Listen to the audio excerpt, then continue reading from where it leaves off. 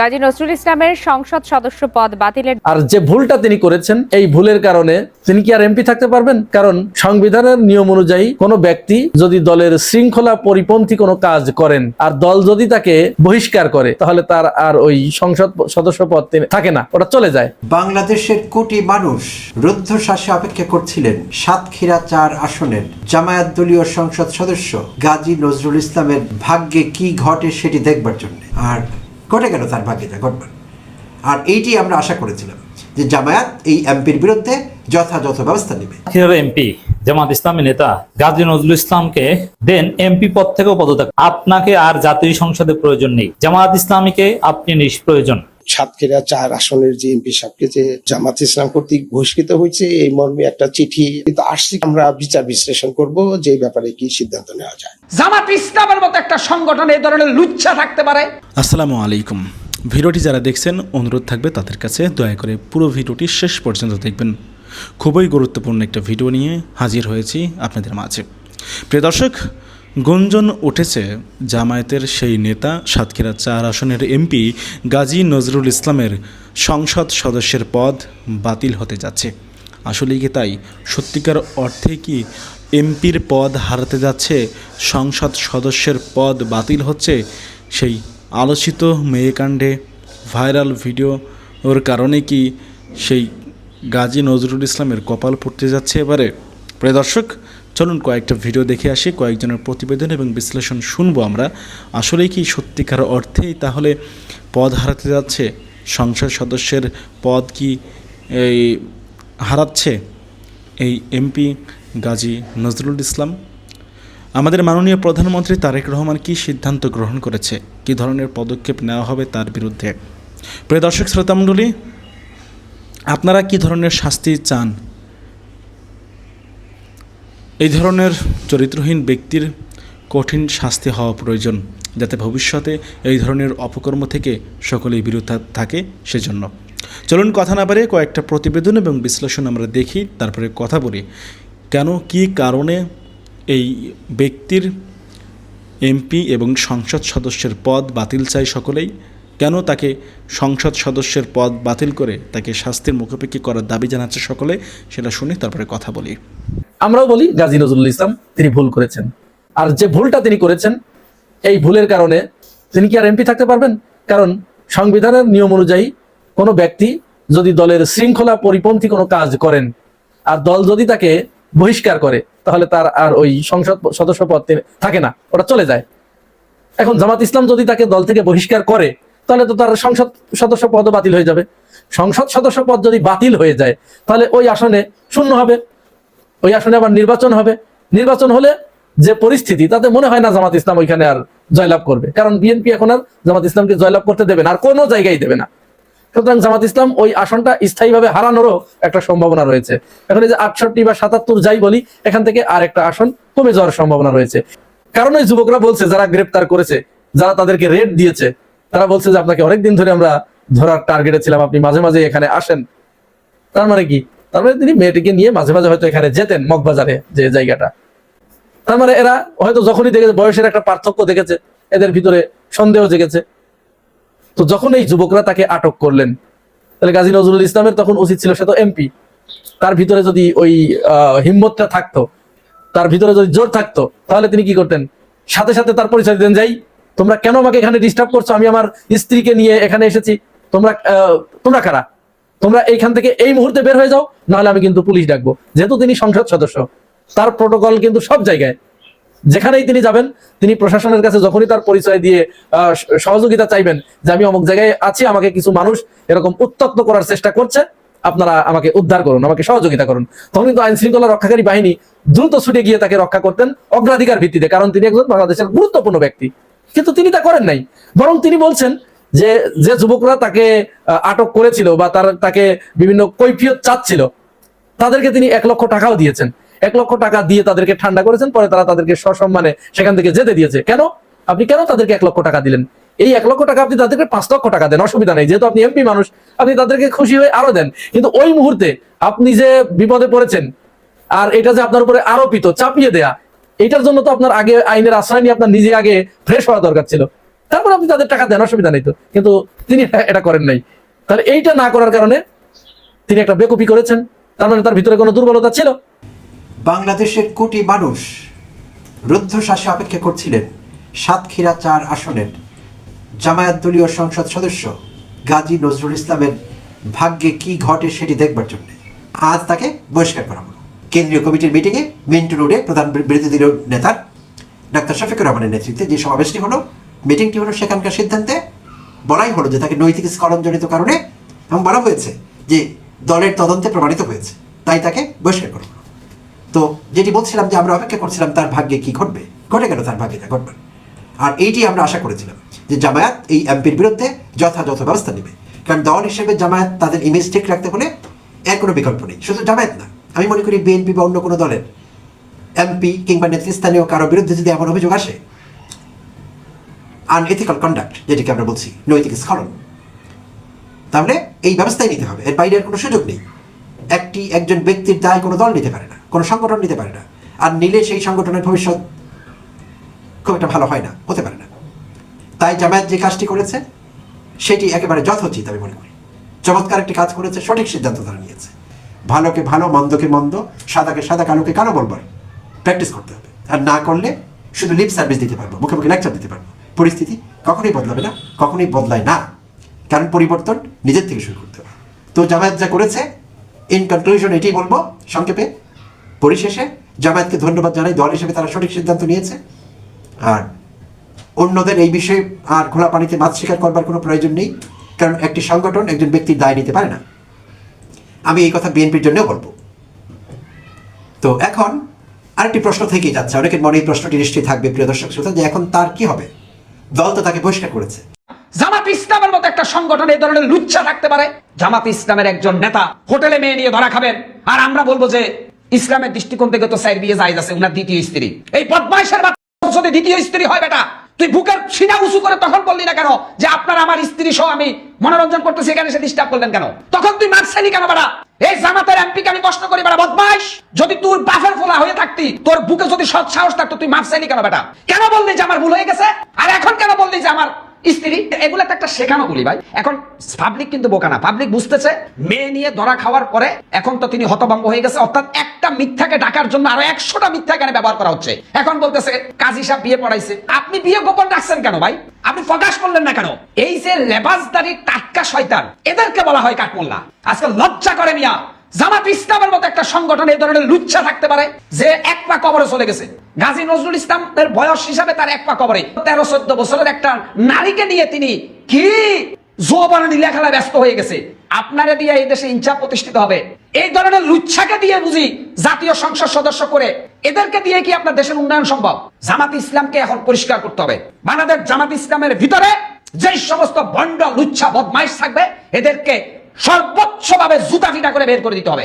আর না হলে জামাত ইসলামের পক্ষে আমরা কথা বলে রাস্তাঘাটে এখন মানুষের টিটকারের শিকার হবো, টলের শিকার হবো। আজকে কষ্ট লাগে ভাই, 70-80 বছর বয়স, তুমি এসে নারী নিয়ে হোটেলে মনোরঞ্জন করবা কেন? তোমার জন্য তোমার স্ত্রী হলে বাসা নাই, হোটেলে যাইতে হয় কেন তোমার?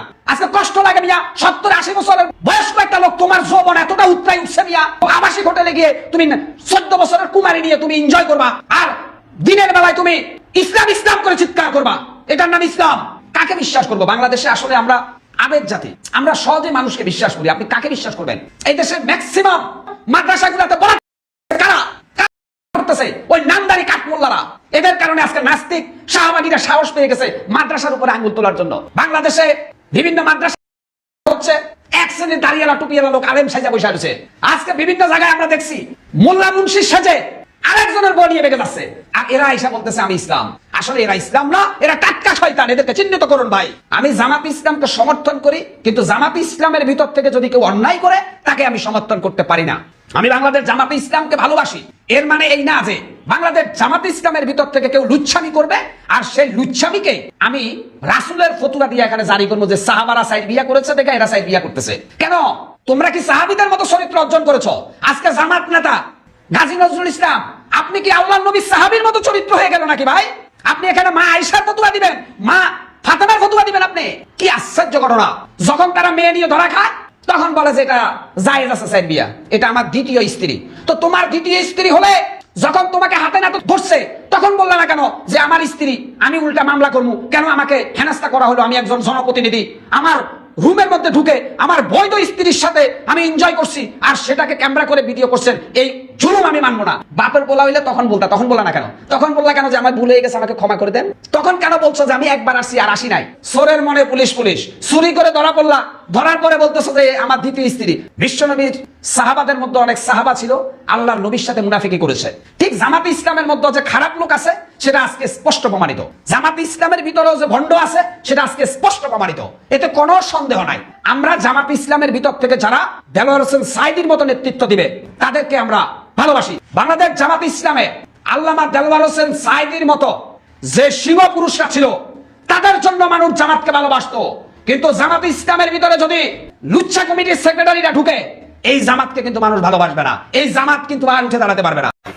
এই যে লোকটা ধরা খাইছে না, এই লোকটা দেখলাম নির্বাচনের সময় এইভাবে সাদা পর্দা লাগাইছে, এই পাশে মেয়েরা আর এই পাশে বনি দাঁড়ায় পর্দার কাছে যায় এমনি এমনি কয় আপনারা ভালো করে চলবেন, পর্দা করবেন, আর হোটেলে যায় একসাথে। মেয়ের বয়স 14, বাপের বয়স 36, তাইনের বয়স 60 না 65। কি একটা হিসাব নিকাশ দেখছেন নি? 75 ধরা পড়ার আগে রোমান্টিক, ধরা পড়লে বউ, আবার ধরা খাওয়ার পরে দ্বিতীয় বিয়ে বলে চালায় দেওয়া পাক্কা মিথ্যাচার। যদি বউ তো বন্ধ করতে কি লাগে, বউ হইলে বুক ফলাই করবো আমার জামাই লাগে, জামাই কবি আমার বউ লাগে, তো চুপি চুপি কেন? এই মুনাফিকদের মুখ উন্মোচনের সুযোগ এসেছে, এদের মুখে ইসলাম আছে কিন্তু অন্তরে ইসলাম নয়। সামনে একটা ঘটনা, সাতক্ষীরার কি চলতেছে, এমপি গাজী নজরুল ইসলাম নেই সাতক্ষীরা, মেয়ের বয়স 14, মেয়ের বাপের বয়স 36, আর ওনার বয়স হলো 74 না কত। মেয়ের বাবা যখন এসে লাইভ বলতেছে যে আমার মেয়ের বিয়ে হয়েছে ওনার সাথে, আমি মনে করছি মেয়ের বাপ বুঝি ওনার বড় ছেলে। সঠিক তদন্ত করতে হবে। ধরা খাওয়ার পরে কয় AI, 2 দিন পরে কয় বিয়া হয়েছে, 3য় দিনের মাথায় কয় আমরা যাচাই বাছাই করতেছি। ধরা পড়ার আগে রোমান্টিক, ধরা পড়লে বউ। এই সমস্ত ঘটনা AI বলে চালিয়ে দেওয়া বিকৃত যৌনাচার, আবার ধরা খাওয়ার পরে দ্বিতীয় বিয়ে বলে চালিয়ে দেওয়া পাক্কা মিথ্যাচার। সঠিক তদন্ত করে, সঠিক তদন্ত করতে হবে। কি সুন্দর লেকচার দে, কইনা আমার বউ লাগে, ধরা পড়লে বউ কি লাগে, বউ লাগে। তো বউ লাগলে তো হোটেলে যাস কি লাগে? যেই মাত্র কইছি এটা আমার দ্বিতীয় বউ, আর একটা ভিডিও ভাইরাল হইছে, মানুষ গিয়ে ধরছে, কই আপনি হোটেলে কি করেন? এই মেয়ে তুমি কে? আপনি কে? কাঁচা রাখেন না, এগুলো একটু বন্ধ করেন না। যদি বউ তো বন্ধ করতে কি লাগে, বউ হইলে বুক ফলাই কইব আমার জামাই লাগে, জামাই কবি আমার বউ লাগে, তো চুপি চুপি কেন? নাটক কম কইরো। তোমরা যে কত প্রকার 2 নম্বর, আর একটা দালাল আছে কইতেছে কই 100% AI। উমা 2 দিন হলো ধরা খাইছে, এই পাগলার আর খুঁজে পাওয়া যায় না। তো এই মুনাফিকরা এখনো সমাজে আছে না নাই? আরো বড় করে আছে না নাই? প্রশাসনকে বলবো সঠিক তদন্ত করেন, তদন্ত করার সঠিক সময় এসেছে। এই মিথ্যাবাদীদের মুখোশ উন্মোচনের সুযোগ এসেছে, এই মুনাফিকদের মুখোশ উন্মোচনের সুযোগ এসেছে। এদের মুখে ইসলাম আছে কিন্তু অন্তরে ইসলাম নয়। এই মুনাফিকরা আমার নবীর বিরুদ্ধে মিথ্যাচার করে চালিয়ে দেয়। এদের বট বাহিনী আছে, হারামদার হালাল করার জন্য বট বাহিনী লাগাই দেয়, কত প্রকার দালাল লাগাই দিছে, নিউজ কইরা একবার আল্লাহর ওলি বানাই নিতেছে। এই মুনাফিক এখনো সমাজে আছে। আমরা হুজুর মনে জানে না এগুলা, হুজুরে শুনছে না তো, আজকে সারাদিন ধরে হুজুর চলতেছে আর কি। এই যে কুষ্টিয়ার একটা আছে না মাথা পাগল, নাম কি আমির হামজা, একই কথা জানেন হুজুর, এক কইতাছে কো আল্লাহ পাক রব্বুল আলামিন হাসর মাঠে সর্বপ্রথম জান্নাতে সাতক্ষীরা দিয়ে শুরু করবে, আর কুষ্টিয়া মানে থাকবো 64 নম্বরে। এত বড় জঘন্য কথা যারা বলে, এরপরে এদেরকে ইসলামের মুখপাত্র কিভাবে বলে আমার বুঝে আসে না। এরা যদি এই সমস্ত আকাম কুকাম না করতো আমরা কি বলতাম ওয়াজে? এরা যদি মিথ্যা না বলতো আমরা কি বলতাম? ওরা যদি মিথ্যা বলে আর আমরা যদি প্রতিবাদ না করি, ওদের মিথ্যাটা সত্য হয়ে যাবে। কথা বলেন ঠিক না? এরা কারবালার মাঠে এরকম মিথ্যা বলছে, বাটপারি করছে। এই বাটপার এখনো সমাজে আছে কিনা বলেন? মুখের ভাষা শুনলে, ইংলিশ শুনলে কি সুন্দর ফুল ঝরে, মুক্তা ঝরে। এই যে লোকটা ধরা খাইছে না, এই লোকটা দেখলাম নির্বাচনের সময় এইভাবে সাদা পর্দা লাগাইছে, এই পাশে মেয়েরা আর এই পাশে বনি দাঁড়ায় পর্দার কাছে যায় এমনি এমনি কয় আপনারা ভালো করে চলবেন, পর্দা করবেন, আর হোটেলে যায় একসাথে। মেয়ের বয়স 14, বাপের বয়স 36, তাইনের বয়স 60 না 65। কি একটা হিসাব নিকাশ দেখছেন নি? 75 65 বছরের বড়। এগুলো হলো বিকৃত মানসিকতা, কথা ঠিক কিনা? কিন্তু ভিতরে মুনাফিকি আছে না নাই বলেন? এগুলোর ফলোয়ার আছে, আবার এগুলোর ফলোয়ার আছে, সুন্দর সুন্দর কথা কয়। আমাকে অনেকে বলে, হুজুর দেশের পরিস্থিতি তো ভালো না, এখন আপনি একটু হিসাব নিকাশ করে কথা বলেন। আমার 2 দিন পরে পরে হুমকি দেখো, তোর আয়ু শেষ।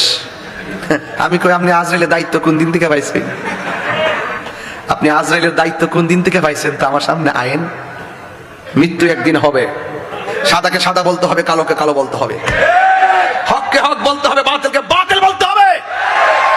এই সমস্ত মুনাফিকদের সাথে আমাদের কোনো সম্পর্ক, আরো বড় করে সম্পর্ক। সাতক্ষীরা 4 আসনের যে এমপি সাহেবকে যে জামাত ইসলাম কর্তৃক বহিষ্কৃত হয়েছে, এই মর্মে একটা চিঠি আপনারা আমাকে অবহিত করলেন, কিন্তু আসছে কিনা আমার এটা জানা নেই। ফার্স্ট। সেকেন্ড হচ্ছে, তাদের চিঠি আসার পরে আমরা বিচার বিশ্লেষণ করব যে ব্যাপারে কি সিদ্ধান্ত নেওয়া যায়।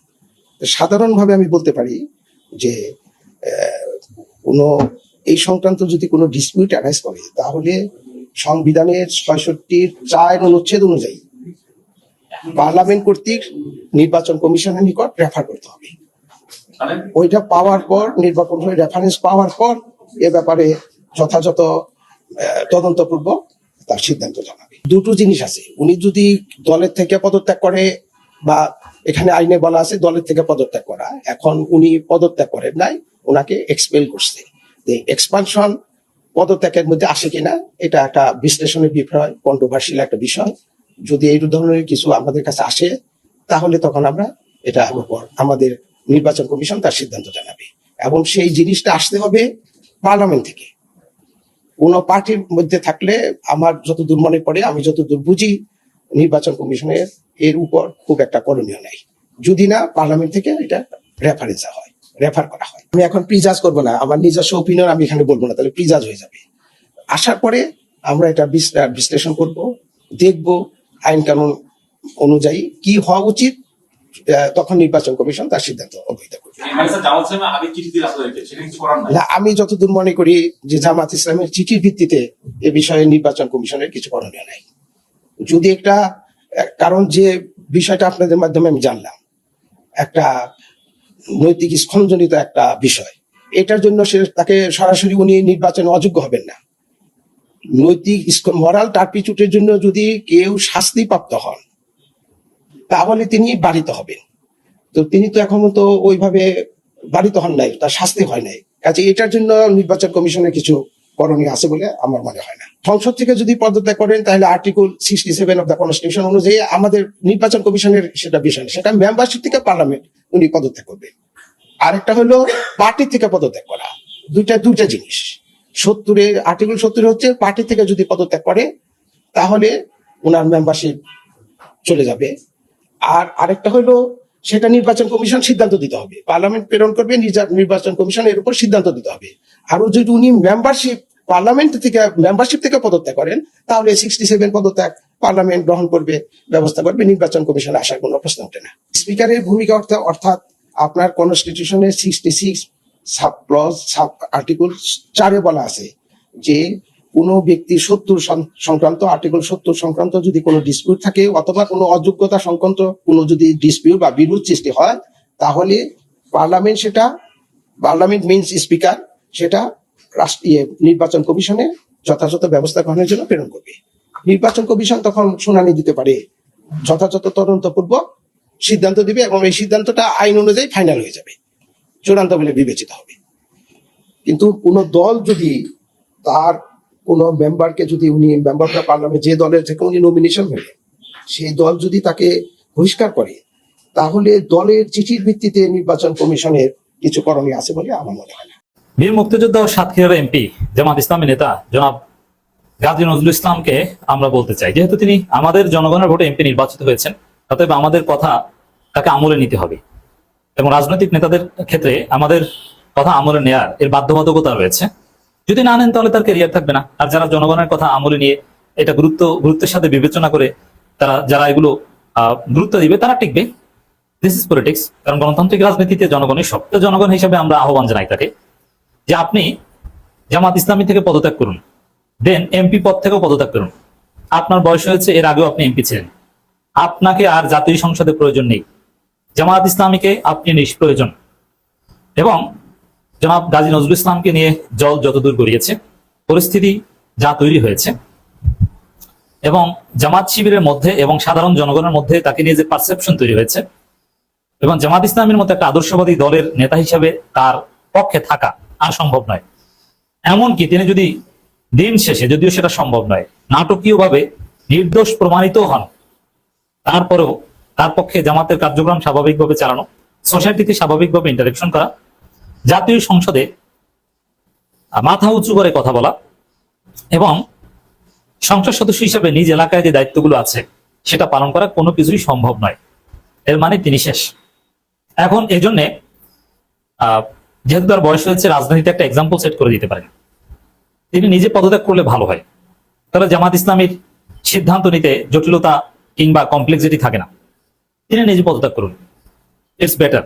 আমরা প্রথমে বলেছিলাম এরকম যে জামাত ইসলামী তাকে রোকন পদ থেকে সরিয়ে দিক, রোকন পদ স্থগিত করুক, কিন্তু না, আমরা সেই কথা বলার পরে জল যতদূর গড়িয়েছে তাতে বলতে বাধ্য হচ্ছে যে একদম দল থেকে পুরোপুরি বহিষ্কার করা হোক। কারণ গাজী নজরুল ইসলামকে নিয়ে যা ঘটেছে তাতে তিনি যদি রোকন নাও থাকেন, জাস্ট এমপিও হন, তারপরও তার পক্ষে এমপি হিসাবে ফাংশন করা আদৌ সম্ভব নয়। আপনি কি মনে করেন জামাত এমপি এই কেলেঙ্কারি নিয়ে এমপিগিরি করবে, জনগণের কাছে যাবে, জনগণ তার কাছে সেবার জন্য আসবে? Is it possible? না, কখনোই সম্ভব নয়। অতএব জামাত ইসলামের এমনিতে একটা ক্রাইসিস আছে যে সংসদে যোগ্য লোক নেই, খুব কম আছে, আইন জানা লোকের অভাব। ব্যারিস্টার নজিব মোমেন একা একটা গুরুত্বপূর্ণ অনেক দায়িত্ব সামলাচ্ছেন, তো সেই জায়গায় শিশির মনিরকে দরকার। যদি জামাত তাকে বহিষ্কার করে কিংবা তিনি পদত্যাগ করেন, তাহলে নিঃসন্দেহে তার আসন শূন্য হবে, সেখানে উপনির্বাচন হবে, আর উপনির্বাচনে জামাত শিশির মনিরকে জিতিয়ে আনতে পারবে চাইলে, এবং এটা উচিত। জামাতের একটা ঘাটতি পূরণ হবে, হয়তোবা এর মধ্যেই কল্যাণ নিহিত আছে। অন্য এলাকার কাউকে, দূরের কাউকে অন্য এলাকা থেকে বা ঘাঁটি থেকে জিতিয়ে আনার এক্সাম্পল রাজনীতিতে আছে। বিএনপি ব্যারিস্টার মওদুদ আহমেদ নোয়াখালীর লোক, তাকে বগুড়া থেকে জিতিয়ে এনেছিল। কারণ কি, যে সংসদে ব্যারিস্টার মওদুদ আহমেদকে দরকার ছিল। এখন ওই সময় ব্যারিস্টার মওদুদ আহমেদরা রাজনীতিতে লেজেন্ড ছিলেন, আর তারা এখন নাই। বর্তমান রাজনীতির মওদুদ আহমেদ হচ্ছে এই শিশির মনির। অতএব তাকে সংসদে জামাতের জন্য জরুরি। আমার মনে হয় যে জামাতের হাইকমান্ড এটা ভেবে দেখতে পারেন। আর গাজী নজরুল ইসলাম, তিনি তার অনেক অবদান আছে জামাত ইসলামের জন্য, শয়তানের অসহসার পরে একটা ভুল হয়তো করেছেন। এখন অনেকে বলবেন যে এটা তো দ্বিতীয় বিবাহ। দেখেন, দ্বিতীয় বিবাহ যদি হয়েও থাকে, প্রথম কথা হচ্ছে আমার কাছে সর্বশেষ গবেষণায় আমার কাছে এটা দ্বিতীয় বিবাহ সঠিকভাবে হয়েছে এটা মনে হয়নি। এটা অনেকটা এরকম যে কট খেয়ে দ্বিতীয় বিয়ে করেছে, নানান ব্যাখ্যা আসছে। আমি সেই বিতর্কে যাব না। আমার ব্যক্তিগতভাবে এটা দ্বিতীয় বিবাহ, স্বাভাবিক দ্বিতীয় বিবাহ হিসেবে বিশ্বাস নাও হতে পারে।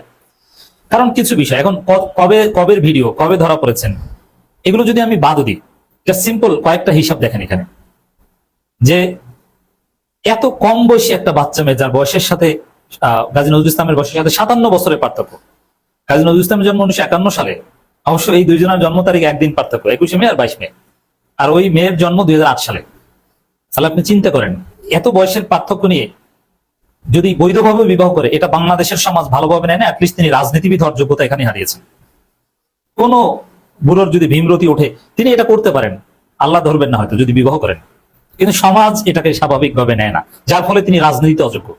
অতএব এটা স্বাভাবিক বৈধ দ্বিতীয় বিবাহ যদি হয়ে থাকে, এবং বাকি যে ঘটনা, কট খাওয়ার যে ঘটনা, এটা যদি ষড়যন্ত্র হয়ে থাকে, তারপরও জামাতকে তাকে সরিয়ে দিতে হবে। রাজনীতি করার মতো কোনো অবস্থা গাজী নজরুল ইসলামের নেই। এরপরে যে কথাগুলো উঠে আসছে যে এমপি হিসেবে তার গার্ডস নাই, তার প্রাইভেসি নাই, এবং তাকে রাস্তার পোলাপান ডিস্টার্ব করে, কট দেয়, তিনি তাদের কাছে ক্ষমা চান, এরকম এমপি জামাতের প্রয়োজন নেই। শিশির মনিরকে এমপি বানিয়ে আনে, শিশির মনিরকে খুব জরুরি। আরেকটা ইতিহাসের বাস্তব কিছু সত্য আপনাদেরকে আমি দেখাবো, যে নারী গঠিত এরকম বিষয়ে কট খেয়ে বা ধরা খেয়ে, কট শব্দটা নেগেটিভ না, এটা একটা ইংরেজি শব্দ, ধরা খেয়ে পৃথিবীতে অনেক বিখ্যাত রাজনীতিবিদের কেরিয়ার ওইখানেই শেষ হয়ে গেছে। এবং আমি মনে করি যদি গ্রেটিস দিয়ে কোনোভাবে রাজনৈতিক ক্যারিয়ার রক্ষা করা যায়ও, অনেকের ক্ষেত্রে যায়, সেটা উচিত না। এই জন্য গাজী নজরুল ইসলাম তিনি নিজে, যেহেতু জামাত ইসলামের জন্য তার অবদান আছে, জামাতের ভালো যদি চান, তিনি নিজে সরে যান। নজরুল সাহেব, আপনি আমার অত্যন্ত শ্রদ্ধেয়, আপনি আমার বক্তব্য শুনছেন না বা শুনবেন আমি জানি।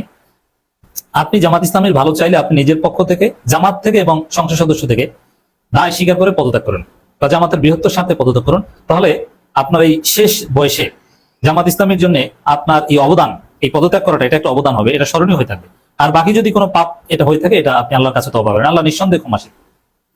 এখানে কিছু বিষয় আছে, আপনি এটা কি স্বাভাবিক মিলে, এই বয়সের হিসাব মিলে না। এটা স্বাভাবিক যদি দ্বিতীয় বিবাহ হয়, এত কম বয়সী কাউকে স্বাভাবিক দ্বিতীয় বিবাহ পরিবারের লোকজন সম্মতি দিয়ে করাবে, আমি সোলাইমান এটা বিশ্বাস করি না। পরিবারের লোকজন সম্মতি দিয়ে যদি তাকে বিয়ে করাতো, তাহলে এই একটা বাচ্চা মেয়েকে বিয়ে করাতো না, একটা অপ্রাপ্তবয়স্ক মেয়েকে বিয়ে করাতো না একজন এমপিকে। তাকে হয়তোবা কোনো তালাকপ্রাপ্তা অথবা বিধবা কোনো নারী 40-45 বছর বয়স এরকম একজনকে খুঁজে বিয়ে করাতো, এটা হতো স্বাভাবিক। এটা স্বাভাবিক না, আপনি যাই বলেন না কেন, এটা আমাকে বোঝাতে পারবেন না। আত্মীয় স্বজন মিলে বিয়ে করালে এরকম বাচ্চা মেয়ে বিয়ে করায় না। কোনো আত্মীয় স্বজন এরকম কমন সেন্স বিহীন না যে একটা বাচ্চা মেয়েকে 70 বছরের একজন লোকের সাথে বিয়ে দিতে হবে, এরকম কমন সেন্স কেউ নেই। অতএব ইটস টোটালি একটা মহা পাপের মতো মনে হচ্ছে। আল্লাহু আলাম, আমার কাছে মনে হচ্ছে এটা বলছে, আমি তো নিশ্চিত না, আল্লাহ ভালো জানেন। এবং দেখেন, একজন এমপির দ্বিতীয় স্ত্রী, তিনি 4র্থ শ্রেণীর চাকরি করতে যাবেন, আর সেজন্য এমপি নিজে তার স্ত্রীর জন্য সুপারিশ করবেন, তাও আবার কড়া সুপারিশ। কেন?